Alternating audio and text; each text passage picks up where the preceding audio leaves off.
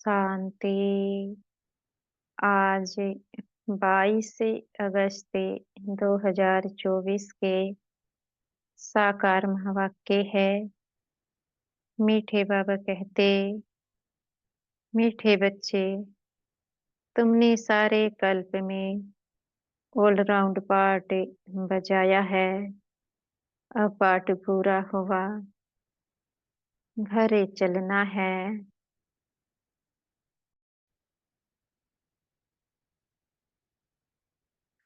तो बाबा ने कहा है, अब हमें घर चलने की पूरी पूरी तैयारी करनी है।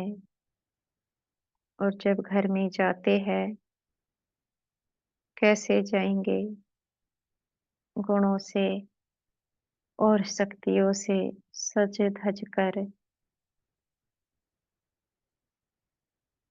कहाँ से गुण और शक्तियाँ मिलेगी? केवल बाबा की याद से। आज का प्रश्न है, तुम बच्चे अपने भाग्य की महिमा किन शब्दों में करते हो? तुम बच्चे अपने भाग्य की महिमा किन शब्दों में करते हो? उत्तर देते हैं बाबा, हम हैं ब्राह्मण चोटी। हमें निराकार भगवान बैठ पढ़ाते हैं। दुनिया में मनुष्य मनुष्य को पढ़ाते, लेकिन हमें स्वयं भगवान पढ़ाते हैं। तो कितने भाग्यशाली हुए, यह अपने से पूछना है। हम कितने भाग्यशाली हैं जब हम अपने से बात करते हैं, तब हमें अपनी विशेषताओं का मालूम पड़ता है।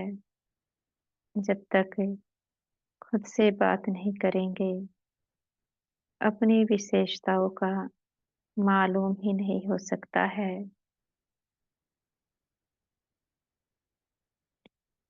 दूसरा प्रश्न है, इस ड्रामा में सबसे बड़ा पोजीशन किसका है?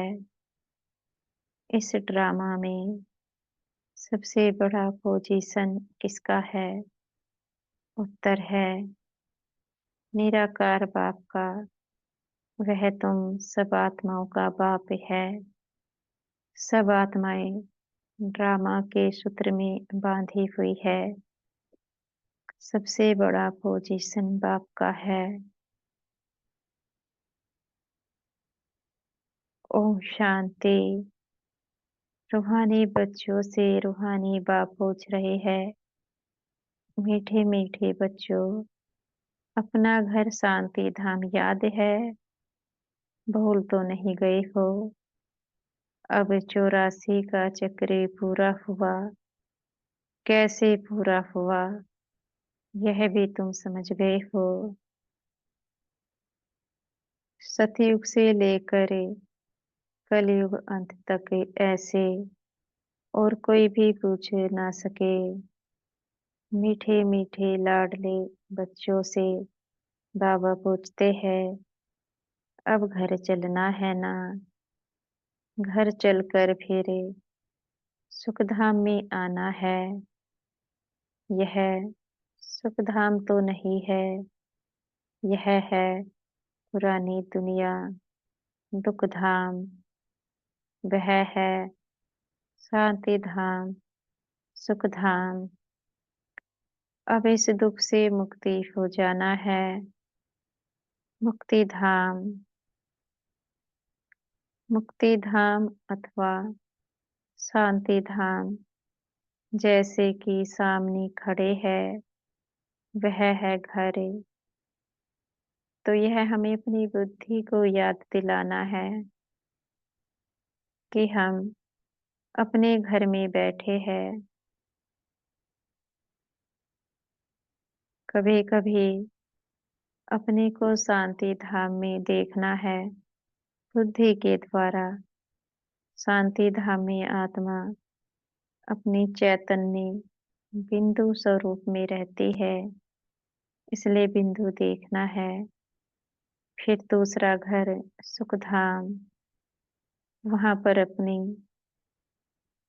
दैवीय वस्त्र में स्वयं को देखना है। जब हम इस प्रकार से देखते हैं तो हमारे जीवन में उमंग उत्साह बढ़ता है। फिर तुम नए विश्व में आएंगे जहाँ पवित्रता, सुख शांति भी होगी। यह तो समझते हैं ना, गाते भी यह है, बाप को भी पुकारते हैं, हे पतित पावन, इस पतित दुनिया से हमको ले चलो, इसमें बहुत दुख है, हमको सुख में ले चलो।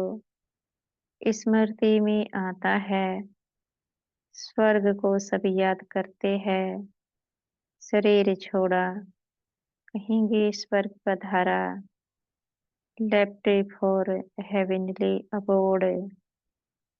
किसने लेफ्ट किया? आत्मा ने। शरीर तो नहीं जाता है, आत्मा ही जाती है।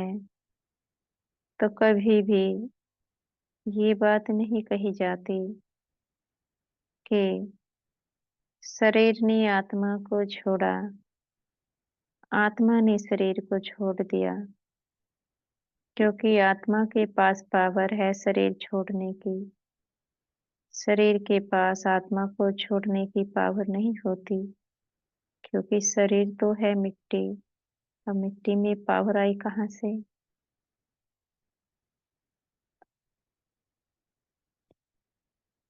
इन बातों से सिद्ध होता है कि आत्मा के द्वारा ही पाप कर्म और पुण्य कर्म शरीर का आधार लेकर होते हैं। अभी तुम बच्चे ही शांति धाम सुख धाम को जानते हो, और कोई नहीं जानते। तुम बच्चों की बुद्धि में नॉलेज है, शांति धाम क्या है और सुख धाम क्या है। तुम सुख धाम में थे, अब फिर दुख धाम में आए हो। सेकंड, मिनट, घंटे, दिन, वर्ष बीत गए। अब 5000 वर्ष में बाकी कुछ दिन रहते हैं। बाप बच्चों को स्मृति दिलाते रहते हैं। बहुत सहज बात है, इसमें मूझने की तो दरकार ही नहीं है। आत्मा 84 जन्म कैसे लेती है, यह भी किसको पता नहीं है। लाखों वर्ष की बात तो किसको याद भी रहना मुश्किल है। यह है ही 5000 वर्ष की बात। व्यापारी लोग भी स्वास्तिका चौपड़े पर निकालते हैं, उसको गणेश कह देते हैं। गणेश को हाथी की सूंड दिखाते हैं। मनुष्य पैसा खर्च करते हैं, चित्र आदि बनाते। इसको कहा जाता है वेस्ट ऑफ टाइम। तुम्हारे में कितनी ताकत थी, वह दिन प्रतिदिन कम होते गई। जैसे मोटर से पेट्रोल कम होता जाता है। अब तो तुम बहुत कमजोर हो गए हो।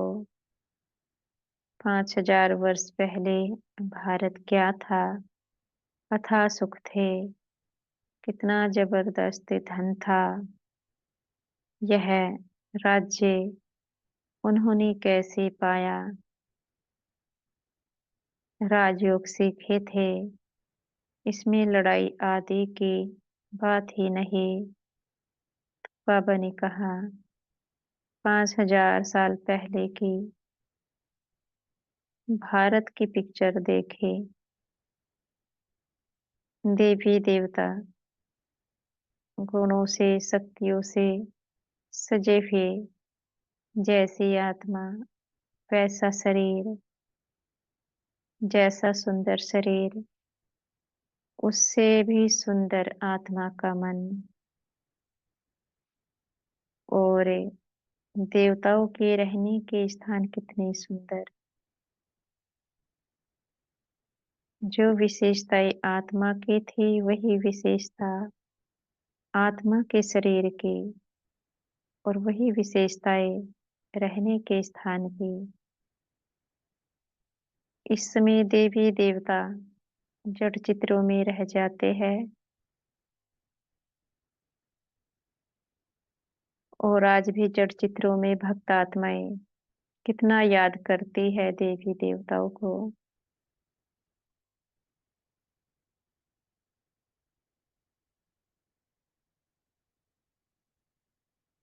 5 बुराइयों के कारण ही भारत की तकदीर बिगड़ी है, और 5 बुराइयों को छोड़ने से ही भारत की तकदीर बन जाती है। सारा खेल 5 बुराइयों पर टिका हुआ है। 5 बुराइयां छोड़ दी जाए तो भारत की तकदीर बन जाती है, और 5 बुराइयों को अपनाया जाए तो भारत की तकदीर मिट्टी में मिल जाती है।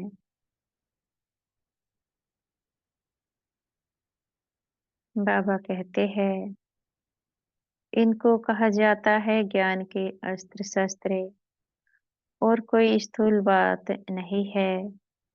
ज्ञान के अस्त्र शस्त्र है ज्ञान विज्ञान, याद और ज्ञान के कितने बड़े जबरदस्त अस्त्र शस्त्र है। सारे विश्व पर तुम राज्य करते हो। देवताओं को कहा जाता है अहिंसक। अभी तुम बच्चों को मनुष्यों से देवता बनने की शिक्षा मिल रही है। तुम जानते हो, हम हर 5000 वर्ष के बाद बेहद के बाप से यह बेहद का वर्षा ले रहे हैं। यह आत्मा की बात है। इसमें स्थूल लड़ाई आदि की कोई बात नहीं। आत्मा पतित बनी है, इसलिए वह पावन होने के लिए बाप को बुलाती है।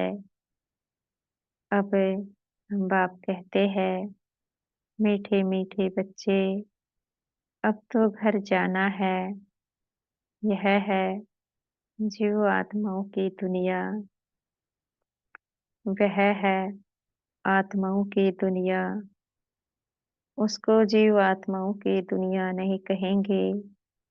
यह घड़ी घड़ी स्मृति में लाना चाहिए। हम दूर देश के रहने वाले हैं। हम आत्माओं का घर है ब्रह्मांड। यह भी बुद्धि में रहे, हम वहाँ रहते हैं। इस आकाश तत्व से पार, जहाँ सूर्य चांद भी नहीं होते, हम वहाँ के रहने वाले यहाँ पाठ बजाने आए हैं। 84 का पाठ बजाते हैं। सब तो 84 जन्मे नहीं ले सकते।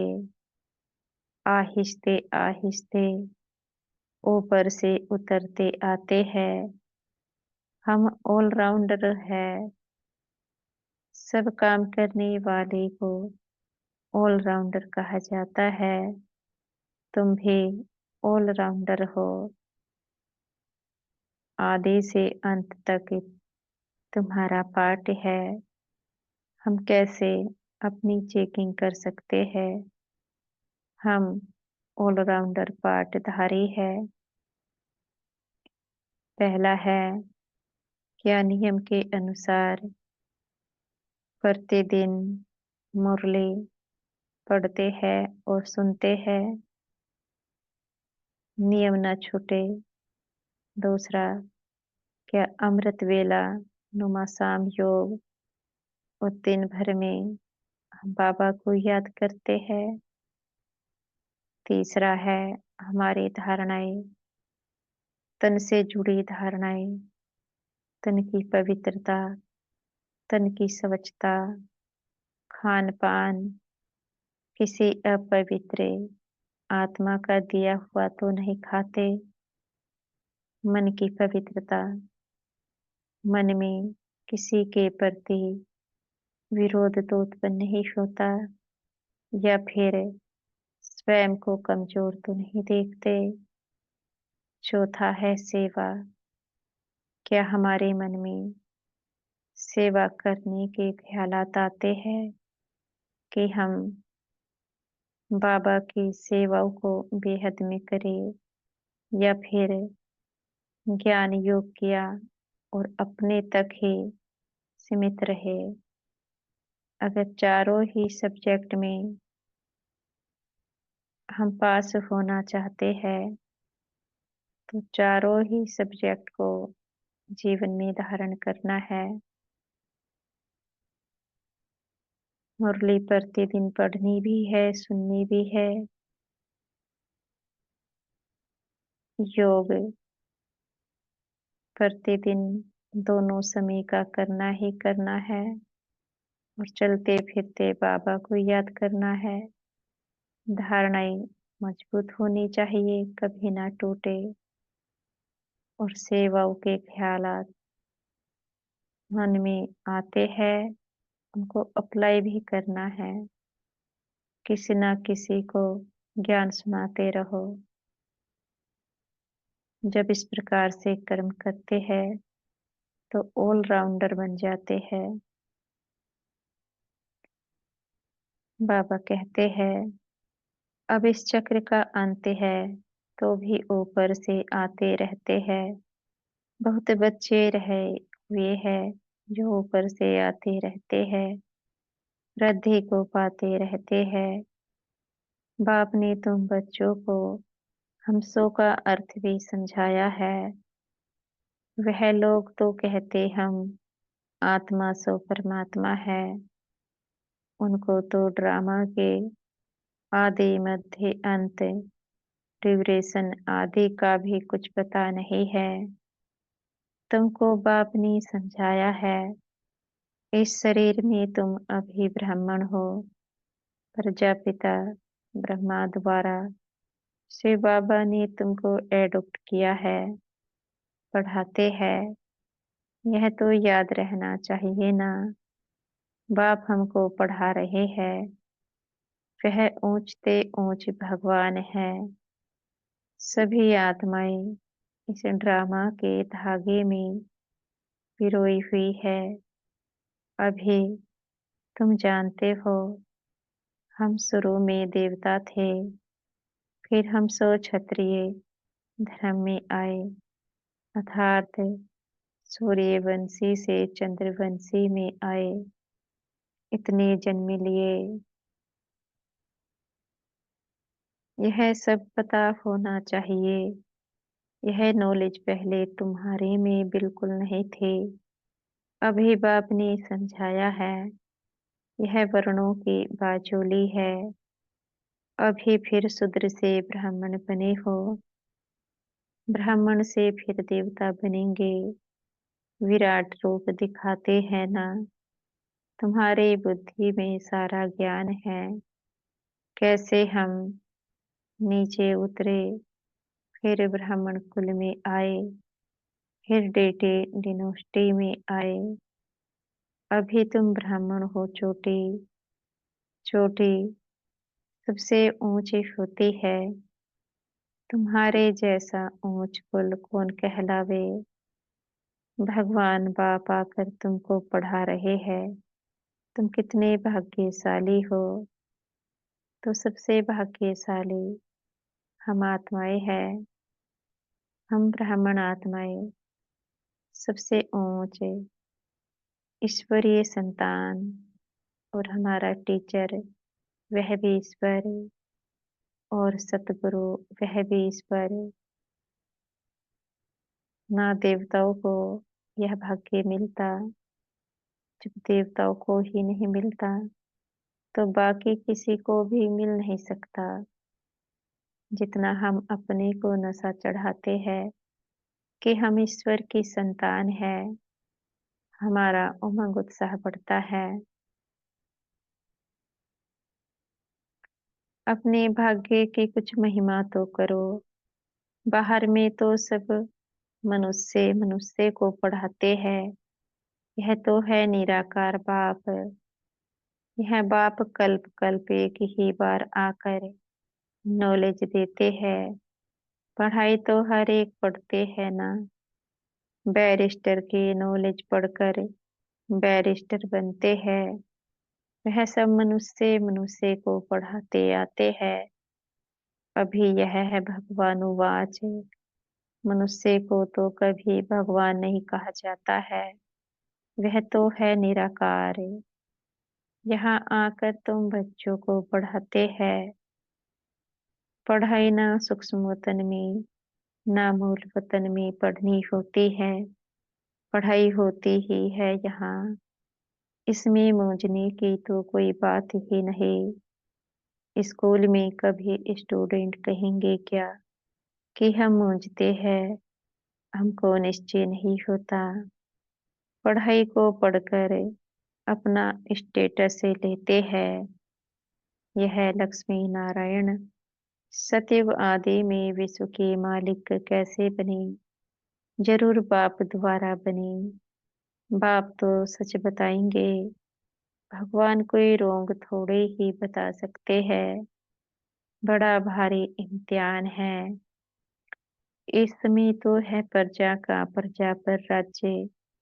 राजा रानी है नहीं। सतयुग में थे। अभी कलयुग अंत में है नहीं।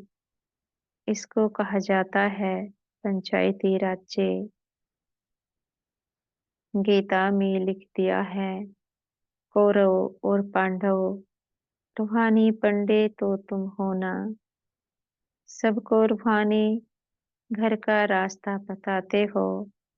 वह है तुम आत्माओं का रूहानी घर। रोह जन्म लेकर पाठ बजाते हैं। यह बातें तुम्हारे सिवाय और कोई नहीं जानते। ऋषि मुनि आदि कोई भी न रचता को न रचना के आदि मध्य अंत को जानते हैं।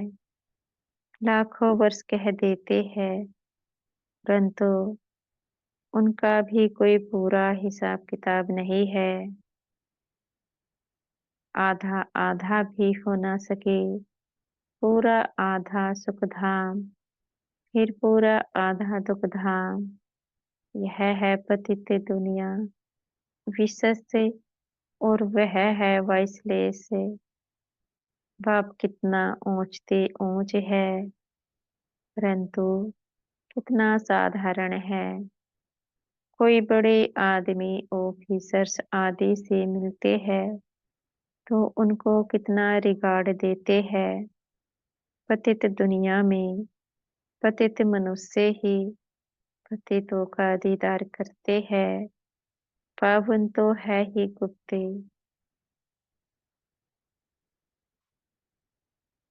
बाहर से दिखाई कुछ ही नहीं पड़ता है।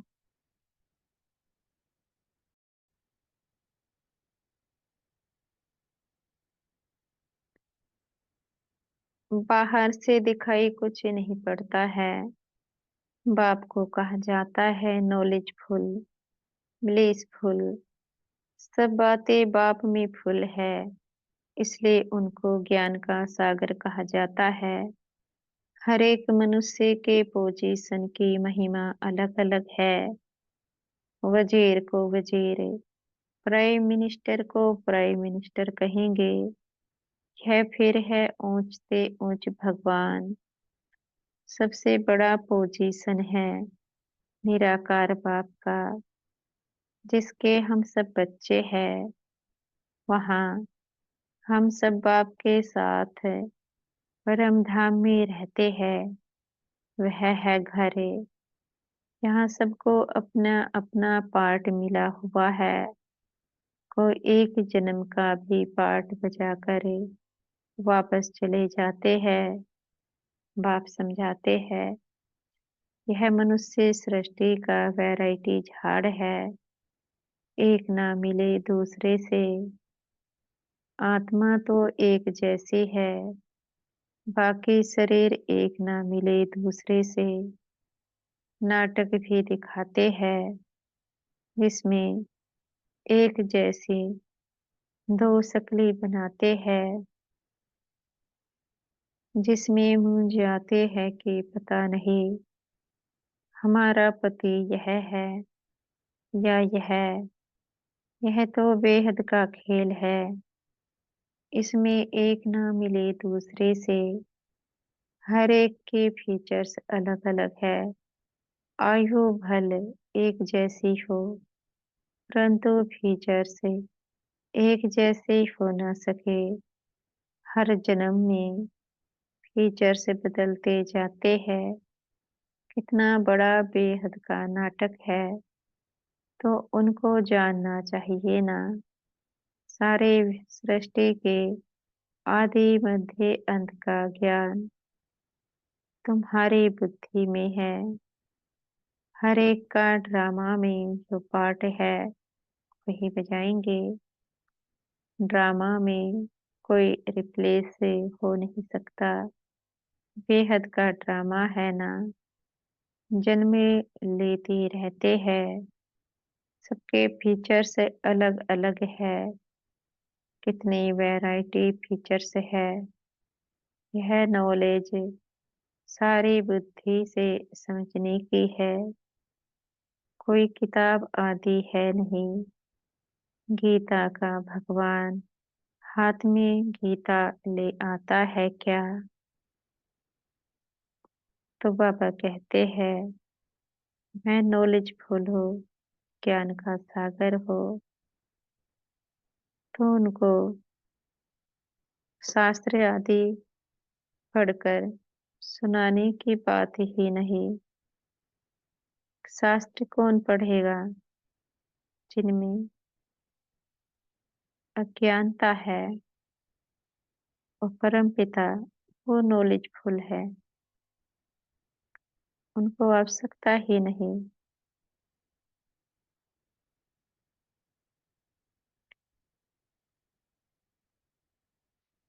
पुस्तक थोड़े ही ले आया। पुस्तक तो भक्ति मार्ग में बनते हैं, तो यह सब ड्रामा में नूंद है। एक सेकंड न मिले दूसरे से। तुम बच्चों को तो सब समझा दिया है। चक्र पूरा हो, फिर नए सिर शुरू होगा। अभी तुम पढ़ रहे हो। बाप को भी तुम जान गए हो, रचना को भी जान गए हो। मूल वतन से यहाँ आते हो पाठ बजाने। स्टेज कितनी बड़ी है, इनका कोई माप नहीं हो सकता। कोई भी पहुंच नहीं सकते। सागर और आकाश का कोई अंत नहीं पा सकते। इसलिए बेअंत गाया जाता है। आगे इतनी कोशिश नहीं करते थे, अभी कोशिश करते हैं। साइंस भी अभी है, फिर कब शुरू होगी? जब उन्हों का पाठ होगा। तो इतनी यह सब बातें शास्त्रों में थोड़े ही है। सुनाने वाले के बदले सुनने वाले का नाम डाल दिया है। यह काली आत्मा, वह गोरी आत्मा। काली आत्मा इनके द्वारा सुनकर गोरी बनी है। नॉलेज से कितना ऊंच पद मिलता है। तो बाबा ने कहा है गीता मेरे द्वारा उच्चारी जाती है, और भक्ति मार्ग में श्री कृष्ण का नाम डाल दिया है। क्योंकि श्री कृष्ण की आत्मा पावन है, तो पतित भी बनती है। कोई पतित आत्मा कैसे गीता ज्ञान सुना सकती है? गीता ज्ञान अर्थात आत्माओं को गुणवान बनाने वाला ज्ञान, और गुणवान वही बना सकता है जो सदा गुणवान रहता है। और सदा गुणवान शिव बाबा ही रहते हैं। क्योंकि वो कभी जन्म मरण में आते नहीं, वो सदा पावन ही रहते हैं। बाबा कहते हैं, यह है गीता पाठशाला। कौन पढ़ाते हैं? भगवान राजयोग सिखाते हैं अमरपुरी के लिए, इसलिए इसको अमर कथा भी कहा जाता है। जरूर संगम युग पर ही सुनाई होगी। जिन्होंने कल्प पहले पढ़ा है, वही आकर फिर पढ़ेंगे और नंबरवार पद पाएंगे। तुम यहाँ कितने बार आए हो? अनगिनत। कोई पूछे, यह नाटक कब शुरू हुआ है? तुम कहेंगे, यह तो अनादि चला आ रहा है। गिनती की बात हो नहीं सकती, पूछने का ख्याल भी नहीं आता। शास्त्रों में सभी है भक्ति मार्ग की कहानियां, जो पढ़ते रहते हैं। यहाँ तो अनेक भाषाएं हैं। सतयुग में अनेक भाषाएं आदि होती नहीं। एक धर्म, एक भाषा, एक राज्य की तुम स्थापना कर रहे हो।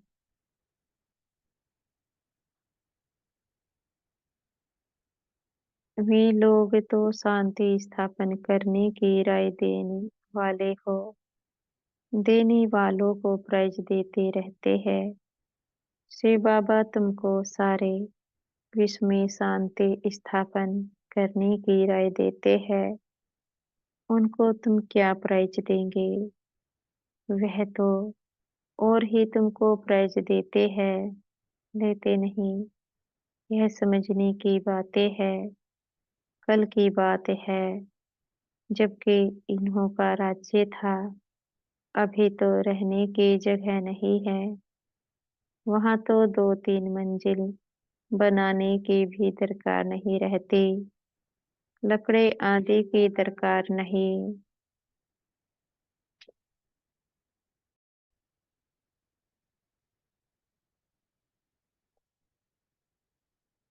वहां तो सोने चांदी के मकान होते हैं। साइंस के जोर से झट मकान बन जाते हैं। यहाँ तो साइंस से सुख भी है, दुख भी है। इससे सारी दुनिया खलास से हो जाएगी। इसको कहा जाता है होलोक पाम्पिया। माया का कितना पोंप है। साहूकारों के लिए तो जैसे स्वर्ग है, इसलिए वह तुम्हारी बात भी नहीं सुनते। आगे तुम भी नहीं जानते थे। यहाँ तो बाप आकर डायरेक्ट तुमको पढ़ाते हैं। बाहर में तो फिर भी बच्चे पढ़ाते हैं। मित्र संबंधी आदि भी याद आते रहते हैं। यहाँ तो बाप बैठ समझाते हैं। दिन प्रतिदिन तुम याद की यात्रा में पक्के होते जाएंगे। फिर तुमको कुछ भी याद नहीं आएगा। सिर्फ घर और राजधानी याद आएगी। फिर यह नौकरी आदि नहीं आएगी, याद नहीं आएगी। मरेंगे ऐसे, जैसे बैठे बैठे हार्ट फेल होते हैं। दुख की बात नहीं। हॉस्पिटल आदि तो कुछ भी नहीं होंगे। बाप को जान लिया और स्वर्ग के मालिक बने। तुम्हारा तो हक है, सबका नहीं। क्योंकि स्वर्ग में सब तो नहीं आएंगे ना। तो स्वर्ग में कौन आएंगे? जो इस समय इस बात को स्वीकार करेंगे कि ब्रह्मा तन के द्वारा परमपिता गीता ज्ञान को सुना रहे हैं। जो इस समय गीता ज्ञान को स्वीकार करेंगे कि गीता ज्ञान को सुनने से देवी देवता बन जाते हैं और स्वयं परमपिता निराकार साधारण तन का आधार लेकर इस ज्ञान को सुनाते हैं, वो स्वर्ग में अवश्य जाएंगे। स्वर्ग में जाए या फिर त्रेता में जाए, वो तो पुरुषार्थ हो जाता है। पर राम राज्य के मालिक बन जाते हैं। मीठे मीठे से खिलते बच्चों प्रति माता पिता बाप दादा का याद प्यार और गुड मॉर्निंग। रूहानी बाप की रूहानी बच्चों को नमस्ते। हम बच्चों के भी मीठे प्यारे बाप दादाजी को याद प्यार गुड मॉर्निंग और नमस्ते। धारणा के लिए मुख्य सार है। पहला पॉइंट है रूहानी पंडा बन सबको रूहानी घर का रास्ता बताना है। ज्ञान और योग के अस्त्र शस्त्र से सारे विश्व पर राज्य करना है। डबल अहिंसक बनना है। दूसरा पॉइंट है 84 जन्मों का ऑलराउंड पाठ बजाने वालों को अभी ऑलराउंडर बनना है। सब काम करने हैं। बेहद के वैरायटी ड्रामा में हर एक एक्टर का पार्ट देखते हुए हंसते रहना है। आज का वरदान है हमारे सतगुरु जी हमें आज का वरदान दे रहे हैं। अविनाशी उमंग उत्साह द्वारा तूफान को तूफान तूफान को तोहफा बनाने वाले श्रेष्ठ ब्राह्मण आत्मा भव अविनाशी उमंग उत्साह द्वारा तूफान को तोहफा बनाने वाले श्रेष्ठ ब्राह्मण आत्मा भव। उमंग उत्साह ही ब्राह्मणों की उड़ती कला के पंख है। इन्हीं पंखों से सदा उड़ते रहो। यह उमंग उत्साह आप ब्राह्मणों के लिए बड़े से बड़ी शक्ति है। नीरस जीवन नहीं है। उमंग उत्साह का रस सदा है। उमंग उत्साह मुश्किल को भी सहज कर देता है। वे कभी दिल शिकस्त नहीं हो सकते। उत्साह तूफान को तोहफा बना देता है। उत्साह किसी भी परीक्षा व समस्या को मनोरंजन अनुभव कराता है। ऐसे अविनाशी उमंग उत्साह में रहने वाले ही श्रेष्ठ ब्राह्मण हैं। स्लोगन है शांति की वास धूप जगा कर रखो तो अशांति की बांस समाप्ति हो जाएगी। शांति की वास धूप जगा कर रखो तो अशांति की बांस समाप्ति हो जाएगी। बाबा के कहने के भावार्थ है अपने को सदा शांति में देखना है कि मैं शांत स्वरूप आत्मा हो। विचार तो मन में अनेक आते हैं। प्रभाव भी अनेक प्रकार का मन पर आता है, पर उस प्रभाव को अपनाते नहीं, क्योंकि आत्मा अलग है और शरीर में होने वाली हलचल वह वायुमंडल के द्वारा होती है। अपनी बुद्धि को घड़ी घड़ी याद दिलाते रहो मैं शांत स्वरूप आत्मा हो। जब याद दिलाते हैं तो आत्मा शांति की ही महसूसता करती है। अशांति से अपना बचाव कर लेती है। अच्छा, ओम शांति। शुक्रिया हमारे मीठे प्यारे बाप दादा जी का, मीठे टीचर जी और मीठे सतगुरु जी का। आपका बेहद का शुक्रिया।